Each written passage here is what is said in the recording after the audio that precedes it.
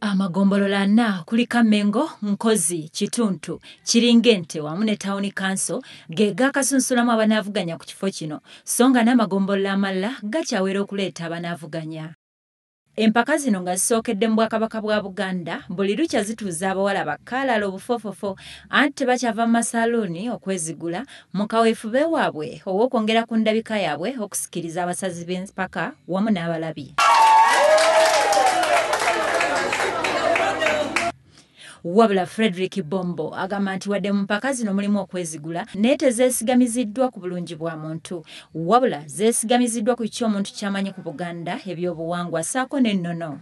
Njagala otambulemu ng'omuwala Omuganda bw'atambula. Nze Nabwambi Mule ndi muwala wa Muyingo Joseph eyeebase e Bubezi Mawokota, ndi muzzukulu wa Zizinga eyeebase e Bubezi Mawokota.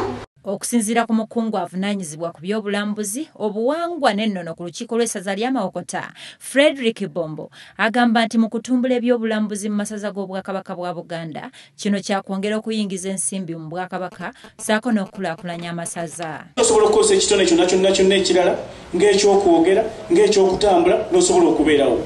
Babawala batuyanira okutuuka ku kifo ky'obwannalulungi buli lukya bongera okuyiya obukodyo obujja obunaabasobozesa okuwangula ekifo kino.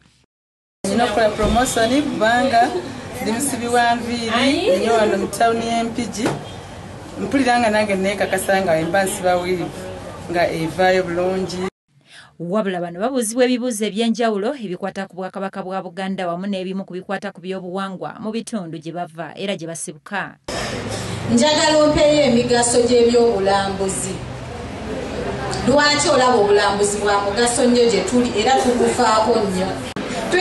Tulina ekigwa ky'abendiga Embaale ng'omukulu waakyo yo Roma.